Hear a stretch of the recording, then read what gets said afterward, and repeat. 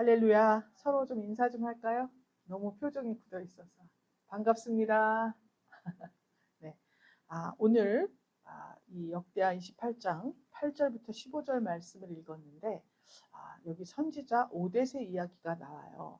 그래서 제가 한번 우리가 성장하기 위해서는 어떠한가? 지금 형통함의 비결, 강성함의 비결, 오늘 마지막 시간으로 성장의 비결에 대해서 말씀을 한번 드려보게 되었습니다.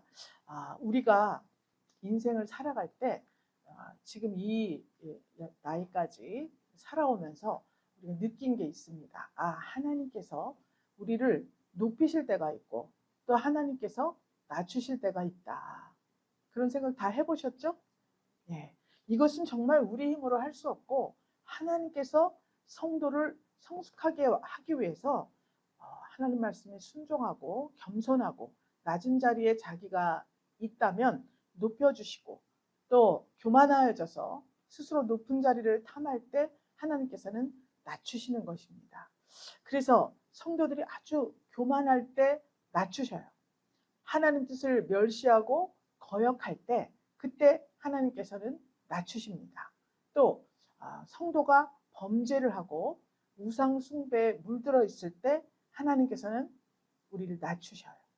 또 완고함이나 거만함이 있습니다. 하나님이 말씀하시고 기도에서 성령이 감동하시고 목사님이 말씀하고 또 교회 공동체 형제자매가 말을 하고 그래도 듣지 않고 완고하게 고집을 세우고 거만할 때 하나님께서는 낮추십니다. 근데 어떻게 낮추시냐? 원수들에게 쫓기게 한다고 나와 있어요. 사사기 6장 2절을 레위기 26장에 있습니다. 원수들에게 쫓기게 만들고 또 그 목에 멍에를 씌우고 고통을 당하게 하신다. 이렇게 말하고 있습니다. 목에 멍에를 씌우고 고통을 당한다. 그러면 멍에는 예수님께서 말씀하셨죠? 수고하고 무거운 짐진 자들아 다 내게로 오라. 이렇게 말씀하셨습니다. 그래서 내 멍에는 쉽고 가볍다. 예수님이 말씀하셨는데 그것을 거절했더니 어떻게 되겠습니까? 그 목에 멍에를 씌우니까 고통을 당할 수밖에 없는 거예요. 예수님 없는 삶을 사니까. 또 이방인이나 원수들의 지배하에 두신다. 이렇게 말씀하고 있습니다. 이방인, 예수 믿지 않는 사람들에게 핍박을 받고 또 평소에 내가 원수로 생각하던 사람의 지배하에 내가 들어가게 된다. 이렇게 말씀하고 있습니다. 그 유명한 선지자 요나도 하나님께서 니느웨로 가라 말씀하셨습니다. 그런데 그만 요나가 그 말씀을 정면으로 거절하고 자기 생각대로 다시스로 갑니다. 그래서 배를 탔는데 배가 폭풍 후에 어떻게 되죠? 침몰하게 생겼습니다. 이게 누구 때문이냐? 배에서 사람들이 난리가 났어요.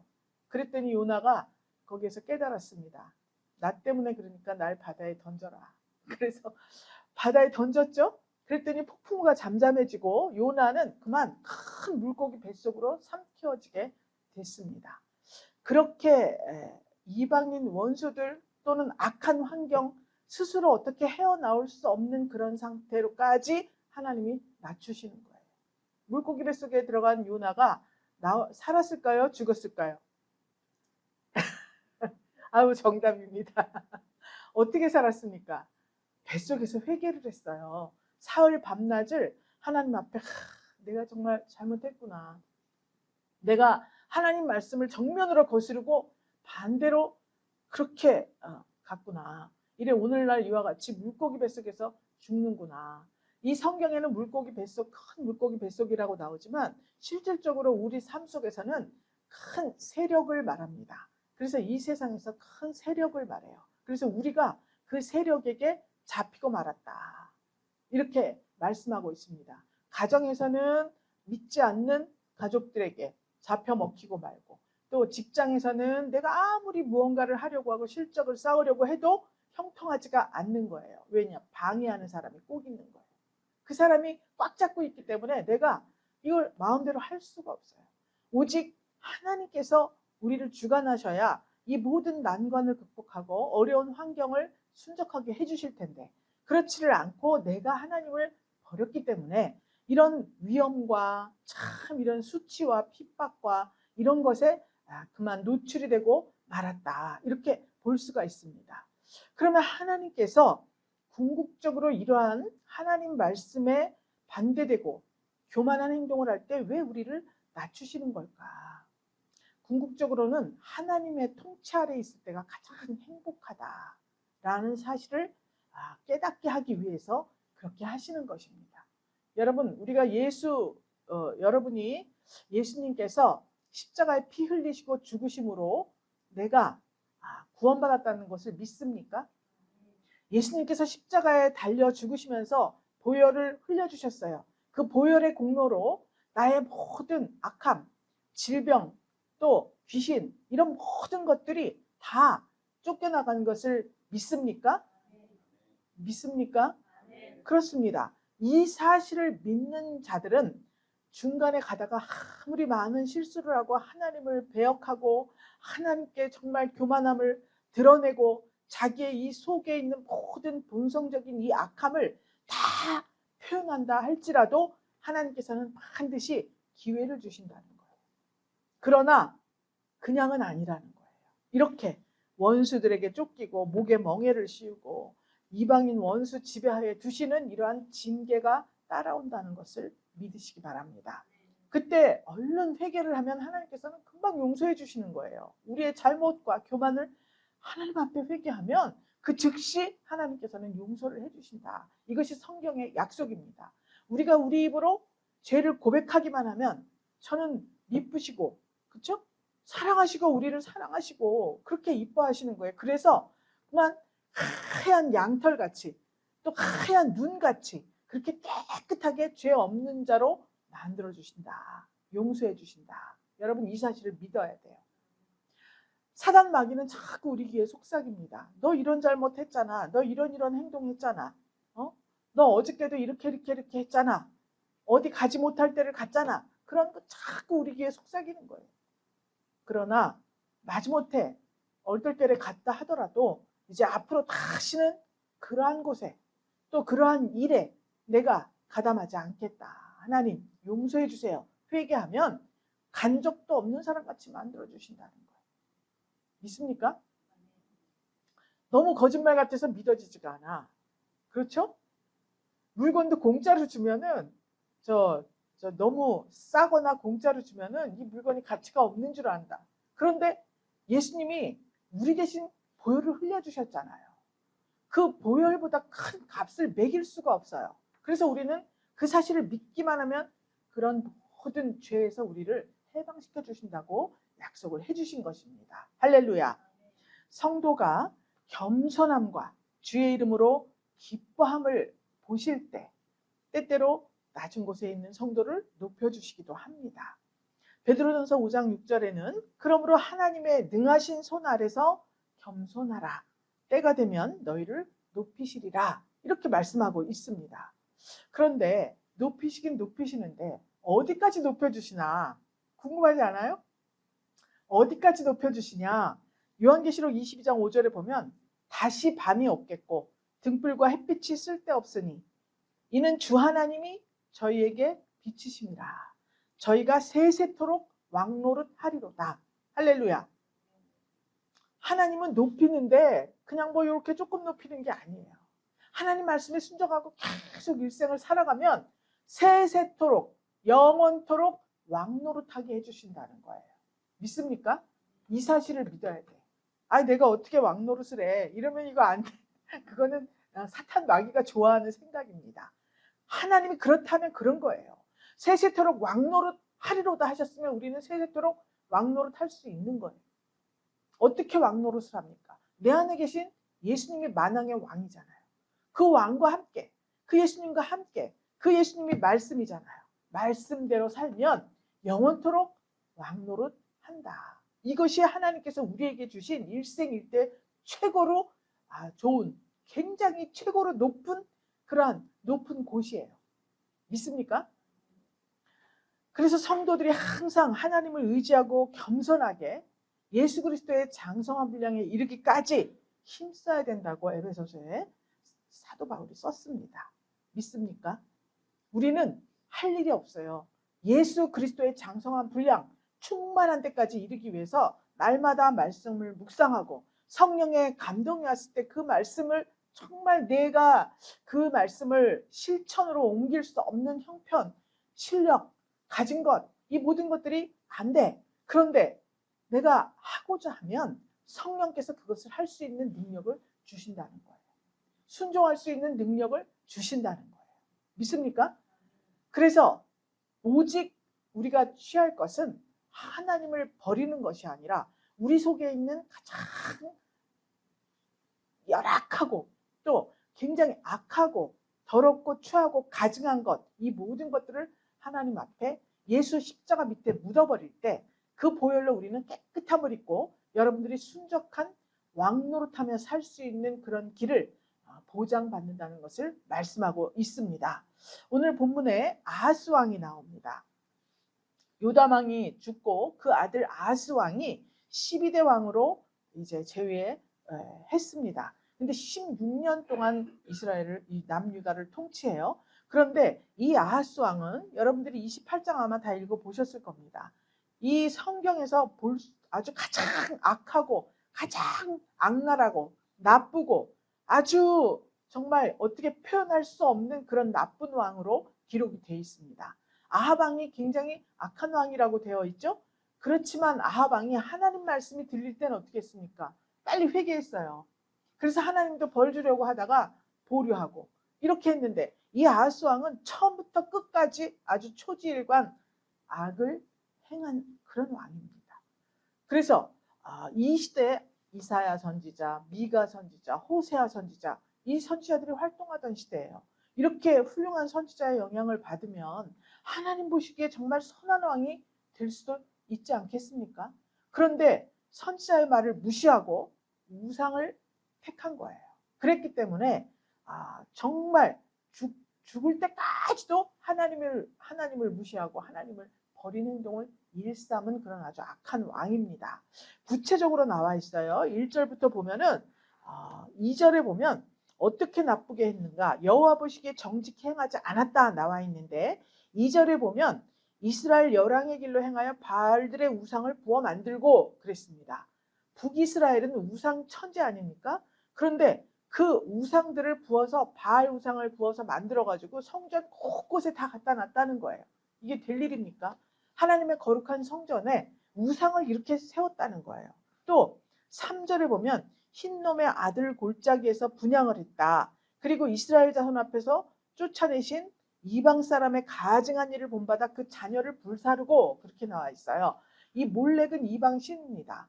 근데 이 몰렉 신은 아이를 제물로 삼아요. 그래서 자기 아들을 불태워가지고 몰렉 신에게 제물로 바쳐요. 그러니까 이방의 풍습 가증한 거 죄다 갖다가 다 하는 거예요. 우상들을 몰아다가. 그러니까 하나님 앞에 정말 이런 일들은 있을 수가 없는 일인데 그 남유다가 하나님과 백성들 사이에 잘 나라를 다스리게 솔로몬 왕이 기도까지 했지 않습니까? 하나님의 백성 정말 저는 힘듭니다. 제가 부족합니다. 그래서 지혜를 주셔야 됩니다. 이렇게까지 기도한 그 거룩한 백성으로 택함 받았는데 그들 삶 속에 이런 바알을 갖다 다 아주 우상을 조장하고 또 게다가 자기 아들까지도 인신제사 태워가지고 불태워가지고 몰렉에게 바치는 이런 일을 행했다는 거예요. 뿐만 아니라 산당 이야기를 지난 시간에 설명드렸습니다. 산당에서 분향하고 제사하고 모든 것 산당뿐만이 아니라 푸른 나무 작은 산 위에 그러니까 보이기만 하면 거기다 다 제사하고 분향을 한 거예요. 그러니까 우리나라에서도 옛날에 보면은 마을 입구에 큰 나무 있으면 막 주렁주렁 뭐 끄내기 달아놓죠. 성황당도 있고 막 그러잖아 마을마다. 그렇듯이 각종 모든 우상들을 다 몰아다가 이 남유다를 정말 더럽고 추악하게 만들어 버렸습니다. 이때 하나님께서 약속해 주신 언약 백성인데 남유다는 언약을 해주셨지 않습니까? 북이스라엘은 지그들 마음대로 하고 있어요. 그런데 이 남유다는 언약 백성으로서 하나님께서 다윗의 후손들로 대대손손 왕노릇하게 해주겠다고 약속을 하셨습니다. 그런데 그렇게 언약 백성으로서 하나님의 그런 인격, 신앙 인격과 성품을 그렇게 본받아야 되는데 이 가증하고 못된 것들을 다 섬긴 거예요. 여러분들이 성전이라고 그랬죠? 이 마음 구석구석에 우상들이 산재해 있다는 것을 지금 말씀하고 있는 거예요. 돈이 우상, 권력이 우상, 아들이 우상, 남편이 우상, 부인이 우상, 갖가지 우상들이 내 마음속에 가득합니다. 이게 지금 아하스 왕의 행태예요. 이 아하스 왕으로부터 우리가 받을 교훈이 바로 그겁니다. 내 마음 성전에 몹쓸 것들이 가득 차 있구나. 이것을 깨달으라는 거예요.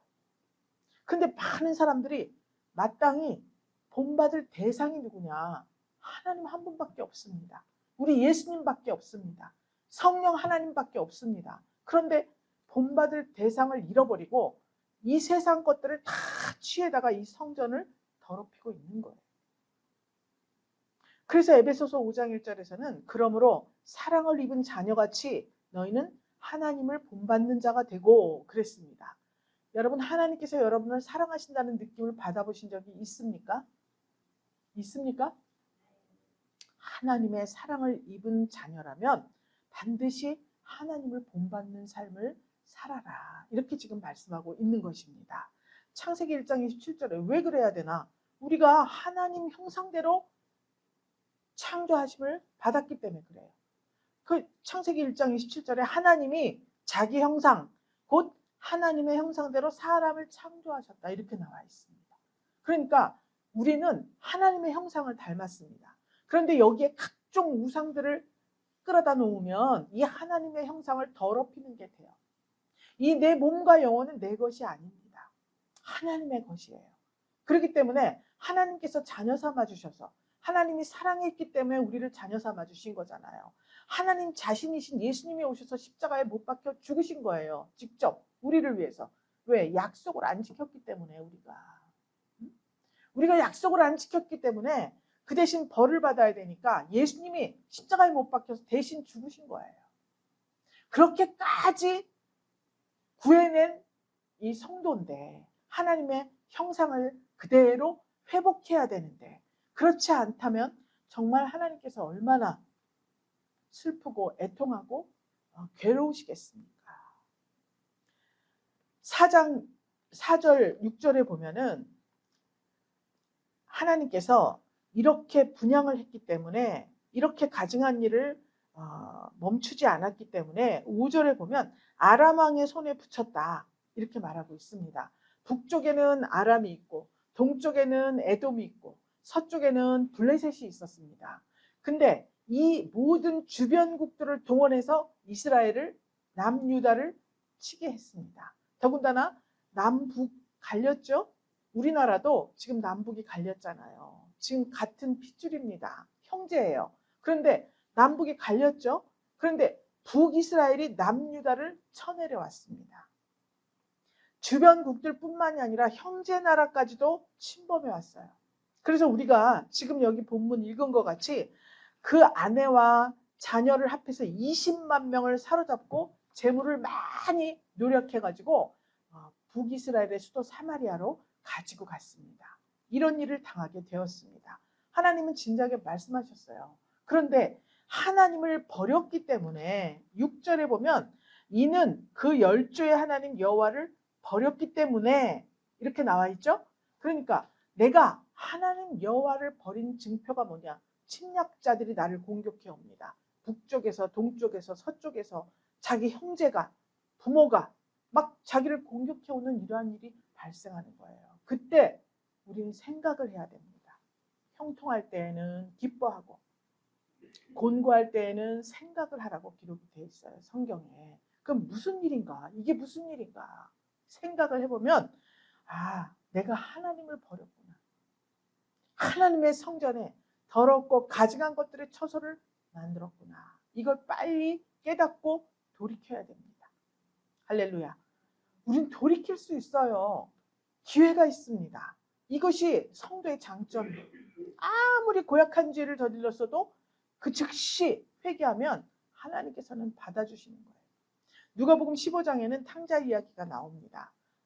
부자 아버지가 있었는데 그 둘째 아들이 아버지한테 아버지 죽을 때 나한테 물려줄 유산을 지금 주세요. 미리 주세요. 이렇게 말했습니다. 아버지 죽지도 않았는데 먼저 유산을 달라고 해요. 그래서 아버지가 다 계산을 해서 줬습니다. 그랬더니 이 둘째 아들이 그 재산을 가지고 먼 나라로 가가지고 거기서 사람들 친구들하고 매일같이 잔치 벌리고 놀고 유흥하고 아주 허랑방탕하게 살았어요. 아버지를 버렸습니다. 둘째 아들이. 그렇죠? 둘째 아들이 아버지를 버리고 그렇게 떠나가서 그 재산을 가지고 막 재밌게 놀았습니다. 그런데 그만 돈이 떨어지고 말았어요. 그때 어떤 일이 벌어졌죠? 인간관계 속에서 고통을 받게 됐습니다. 내 주위에 막 있던 친구들이 싹 다 없어져 버렸어요. 그가 돈을 가지고 술자리를 베풀고 막 이런 짓을 할 때에는 다 모여들었습니다. 근데 돈이 없는 걸 알고 싹 다 떠나가 버렸어요. 얼마나 고통스러웠겠습니까? 친구가 없어서 고통스러운 게 아니라 내가 이 돈을 가지고 이렇게 재밌게 즐겁게 해줄 때에는 다 옆에 있었는데 돈이 떨어지니까 싹 갈 때 그게 얼마나 정신적으로 고통 아니겠습니까? 그것뿐이 아니에요. 환경도 고통스럽습니다. 돼지가 먹는 주엽 열매도 먹지 못할 정도로 환경이 악해졌어요.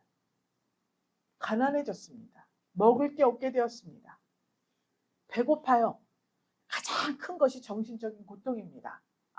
내가 엊그저께까지만 해도 내가 이렇게 기름진 음식을 먹고 뭐 이렇게 하고 저렇게 하고 했는데 이걸 생각하면서 정신적으로 너무나 고통스러웠습니다. 그런데 이 탕자는 공고할 때 생각을 했어요. 인생이 공고해지고 말았습니다. 연락하던 때가 다 지나가 버렸어요. 그때 생각을 했습니다. 아버지 집. 내 아버지 집에 가서 내가 가서 종노릇 그냥 밥만이라도 먹여달라고 머슴이라도 좋으니 내가 아버지 집으로 가야겠다. 왜냐? 자기가 돈을 많이 썼는데 이곳에서는 이 먼 나라에선 다른 곳에서는 자기를 받아줄 사람도 없고 받아줄 생각도 없는 거예요. 개 돼지만도 못한 취급을 자기가 받은 것 아닙니까? 아버지 집에 가면 먹여는 주시겠다. 아버지 집으로 가자. 그리고 돌아갑니다. 돌아갔더니 그 아버지가 어떻게 하고 계셨어요? 동구 밖에서 서서 기다리고 있어 날마다 아들을. 이게 하나님 아버지예요. 이분이 바로 하나님 아버지가 우리를 사랑하는 사랑입니다. 죽지도 않았는데 내 재산을 가지고 가버린 아들, 나를 버린 아들, 그 아들이 언젠가는 돌아오겠지 하고 서서 그 아들이 돌아올 때 내가 반갑게 맞아줘야지. 어떤 부모들은 대문 열어놓고 있다 그래 대문 열어놔갖고 안 되지. 내가 가서 돌아오는 건 동구 밖에서 저기서 오다 보니까 아버지가 서 계셔요. 하나님이 그런 분입니다. 우리가 믿는 하나님이 그런 분이에요. 한 번 예수를 구주로 영접하고 한 번 자녀를 삼은 그에게는 아무리 어떠한 일이 있다 하더라도 돌아오기만 하면 받아주신다는 거예요. 할렐루야. 여러분 하나님을 버린 적이 한두 번이 아닙니다. 우리가 정말. 그런데 지금 여태 이제 이렇게 우리가 예배당 안에 있잖아요. 나 바빠서 예수 못 믿고 나 바빠서 봉사 못하고 나 돈이 없어서 헌금 못 드리고 나 뭐가 어때서 뭐 건강이 안 좋아서 얼마나 핑계를 대면서 우리가 요리조리 피해 다녔는지 몰라요. 그것도 아주 거만한 표정으로 나 오늘 바빠. 구역장님이 전화하면은 오늘은 바빠. 이 거만한 태도가 정말 얼마나 부끄러운지 지금 생각을 해보니 그렇지 않습니까? 우리는 여기 앉아있을 자격도 없는 사람이에요. 그런데 예수님께서 그 보혈을 흘려주셔서 그 사실을 믿었더니 우리를 자녀 삼아주시고 세색토록 왕노릇까지 하게 해주신다는 거예요. 이런 복이 어디 있습니까? 지금 이 아하스 왕은 22절에 보면 그가 굉장히 곤고해졌다고 나와 있어요. 동서 아주 북쪽에서 다 쳐들어오니까 이 아하스 왕이 곤고할 때 어떻게 됩니까? 인간이면은 곤고할 때 하나님을 생각하게 돼 있습니다. 우리하고 다른 점이 그거예요. 우리는 곤고해지면 하나님을 생각합니다. 그런데 이 아하스 왕은 더욱 여호와께 범죄했다. 그래서 아수르 왕한테 도와달라 그랬더니 아수르 왕이 와가지고 도와주기는커녕 구박만 합니다. 그래서 막 이 온갖 재물을 갖다 다 해갖고 드렸더니 가져가서 끝이에요. 그렇게 죽고 말았습니다. 그냥 아하스 왕은 끝까지 하나님 말씀에 아주 그냥 그렇게 거역하다가 죽어버렸어요. 그런데 여기 오늘 정말 우리가 읽은 이 본문에 보면 이스라엘 자손이 8절에 보니까 그 형제 중에서 20만 명을 사로잡고 재물을 많이 노력해가지고 가져갔다고 나오죠. 그런데 이 선지자 오뎃이라는 사람이 있었습니다. 근데 그가 그 북이스라엘이 남유다는 언약 백성인데 북이스라엘은 우상 숭배했지만 하나님을 우상을 우상이라고 섬긴 게 아니라 바알상 이게 하나님이다. 금송아지 이게 하나님이다. 그러고 섬겼지 않습니까? 그런데도 불구하고 선지자 오뎃이 군대 돌아오는 군대 막 재물에 사람을 20만 명을 데리고 막 내가 포로 잡아왔다. 재물을 많이 전리품을 얻어왔다 가지고 오는데 오뎃 선지자가 저들에게 말합니다. 여호와께서 유다를 진노하셔서 너희 손에 붙이셨는데 너희 노기가 충천하여서 살육하고 또 형제를 노예 삼고자 하는구나. 이렇게 말씀하십니다. 하나님께서 우리를 원수의 손에 내어줬다 하더라도 원수가 우리를 지나치게 핍박하고 지나치게 잔인하게 행동을 하면 하나님이 오히려 노기를 충천하게 하신다는 거예요. 믿습니까? 내 아들을 내가 혼내야지. 남이 혼내면 여러분 기분 좋습니까? 그래서 보통 부부간에 무슨 일이 있을 때 남편 흉을 막 보는 사람한테 같이 흉 보면은 그 관계는 깨져버려요. 깨져버리게 돼 있습니다. 그래도 그밖에 없다 이렇게 말해야지. 그래 내가 봐도 그래 막 이렇게 했다가는 큰일 나. 자, 너희는 너희 하나님 여호와께 범죄함이 없느냐? 이렇게 말씀을 했다는 거예요. 그 이사야, 호세아, 미가 쟁쟁한 선지자들이 아니라 그냥 오뎃이라는 어디 처음 나오지 않습니까? 성경에. 오뎃서가 없어요. 이사야서, 호세아서, 미가서 다 있잖아요. 성경에. 그런데 없습니다. 근데 이 선지자가 이야기를 했더니 이스라엘이 포로를 놓아 돌아가게 하라 그랬더니 바로 어떻게 했습니까? 포로를 다 돌려보내는 거예요. 15절 우리가 읽었죠? 이름이 기록된 자들이 포로를 맞고 에브라임이 북이스라엘 사람이에요. 북이스라엘에 있는 지파예요. 이에 병기를 가진 사람이 노력한 물건을 다 도로 백성들과 회중 앞에 놔뒀습니다. 그랬더니 15절에 그들이 포로를 맞이해서 노력해 온 옷 중에서 옷을 취해서 벗은 사람을 다 입혀줘요. 그냥 놓아준 게 아니에요. 신발을 신겨주고 또 먹이고 마시우고 왜? 노예를 끌고 왔으니까 그들 먹이고 벗든 말든 노예가 사람입니까? 노예는 그냥 물건이에요. 재산이에요. 그런데 그냥 끌고 왔는데 하나님께서 노하신다. 내 백성을 이렇게 지나치게 잔인하게 하는구나 했을 때 이들은 바로 돌이킵니다. 그리고 옷 입혀주고 신도 신겨주고 먹이고 마시고 기름 발라주고 또 이 상처 입어서 약해서 걷지 못하는 사람은 나귀에 태워가지고요. 여리고까지 데려다 줍니다. 할렐루야. 언약 백성의 대표인 이 아하스는 끝까지 이 사실을 보고도 돌이키지를 않아요. 돌이키지를 않아요. 이게 무슨 일입니까? 처음 봤습니다. 성경에서. 끝까지 한 번도 회개를 안 하는 사람은 처음 봤어요. 좋은 일을 하다가 또 나빠지고 나쁜 일을 하다가 또 회개하고 이런 왕이지 이렇게 처음부터 끝까지 나쁜 짓만 하는 왕은 처음 봤습니다. 제가 성경에서.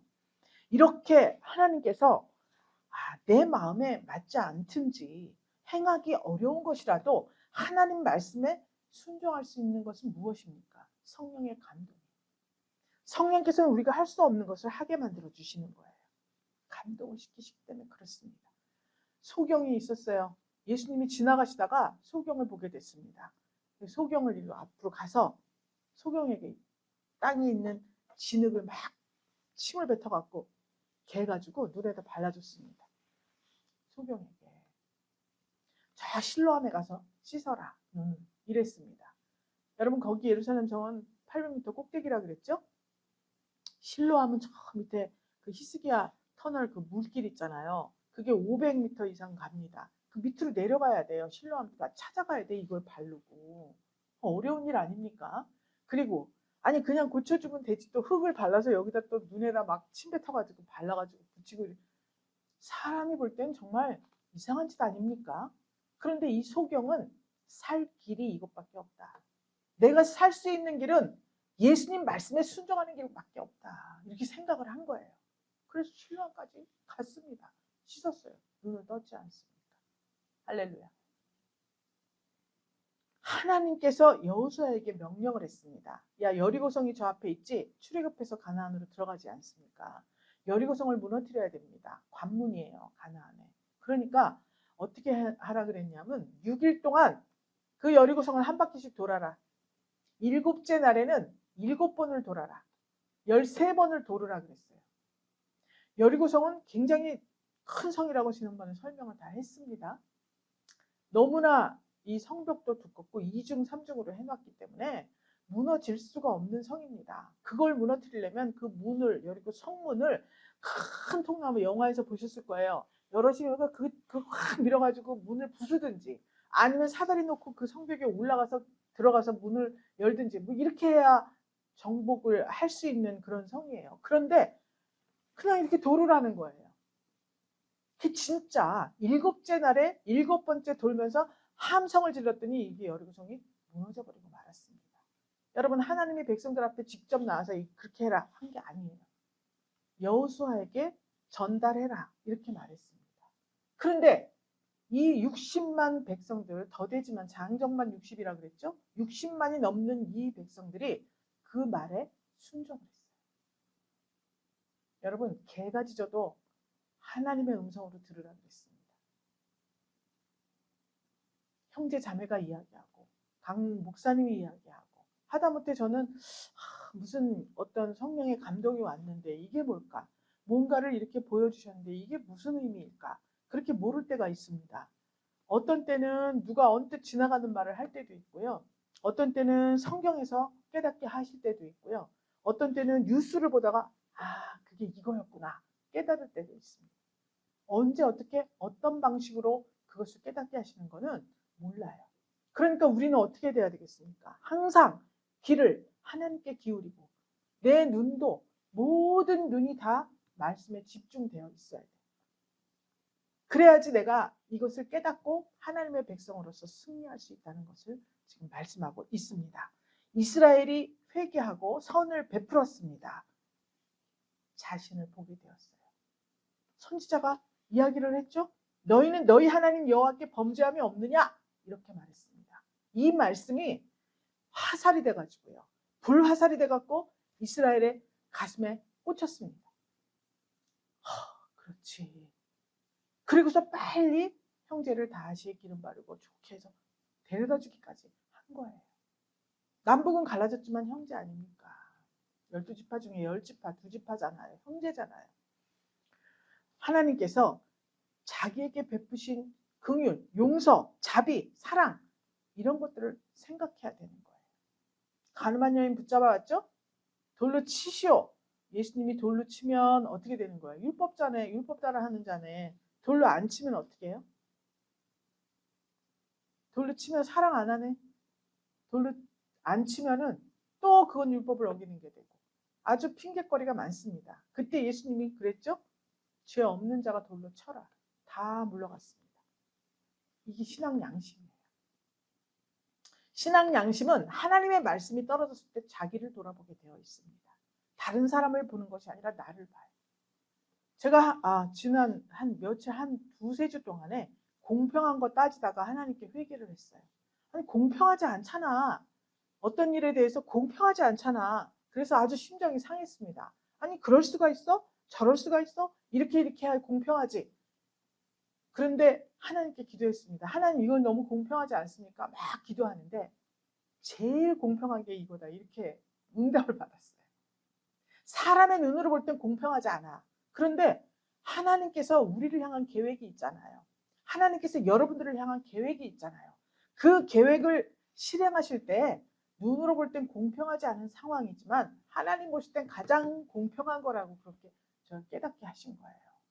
그러니까 그건 결국 뭡니까? 나를 보라는 거예요. 자신을 봐라.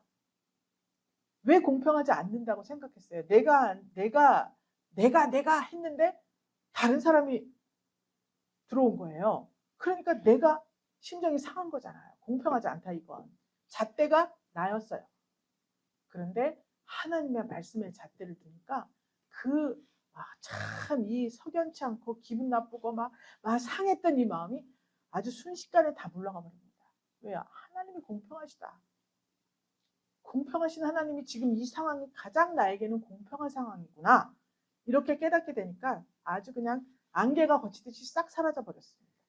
우리가 하나님께서 우리에게 베푸신 지금 이 환경이 가장 공평하고 가장 축복의 장인 것을 여러분 믿으셔야 됩니다. 고린도후서 5장 10절에 있습니다. 이는 우리가 다 반드시 그리스도의 심판대 앞에 드러나 각각 선악간에 그 몸으로 행한 것을 따라 받으려 함이라. 이렇게 기록되어 있습니다. 악한 왕 아하스 때문에 도탄에 빠져버렸습니다. 남유다가.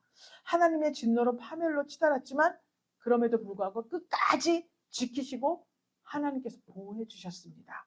하나님께로 돌아오기를 기다리신 것입니다. 이사야 55장 6절 7절에 있어요. 너희는 여호와를 만날 만한 때에 찾으라. 가까이 계실 때에 그를 부르라. 악인은 그 길을 불의한 자는 그 생각을 버리고 여호와께로 돌아오라. 그리하면 그가 긍휼히 여기시리라. 우리 하나님께로 나아오라. 그가 널리 용서하시리라. 아멘. 그래서 성도는 오늘도 기쁘게 살 수 있습니다. 우리 성장의 비결이 무엇일까요? 결론을 말씀드리면 자신을 보는 것입니다.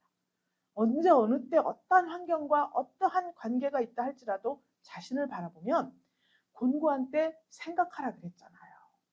생각하면서 자기를 바라보면 하나님께서 오늘도 한 걸음, 한 단계, 두 단계 이 성장시켜 주시는 그러한 날이라는 것, 그러한 시간이라는 것을 깨닫게 될 것입니다. 할렐루야.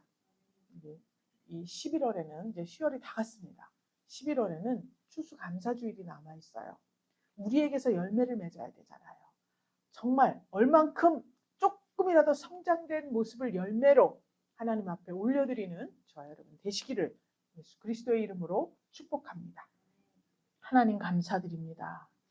아하스 왕과 같이 곤고할 때 더욱더 하나님 앞에 악을 행한 이러한 악한 본성이 우리에게도 있는 줄 믿습니다. 하나님의 노를 격발케 하는 우리의 본성, 오늘 하나님 아버지께 간구하오니 예수 그리스도 보혈로 핏부림의 역사를 하나님 있게 하여 주시어서 하나님 이 모든 죄악된 본성을 도말하여 주시기를 간절히 축복합니다. 어떤 때라도 자신을 바라보는 그러한 안목을 주시고 그리하여서 날마다 우리의 믿음이 성장하여서 하나님께 돌아가고 또 돌아가고 가까이 계실 때 하나님을 부름으로 말미암아 우리 하나님 앞에 하나님 성공하는 신앙생활이 되게 도와주시고 우리 주님 약속하신 세세토록 주님과 함께 왕노릇하는 큰 영광과 축복을 받기에 조금도 부족함이 없는 우리 분야의 권속들 다 되게 도와 주시옵소서. 감사드리오며 살아계신 예수 그리스도 이름으로 기도 올리옵나이다. 아멘.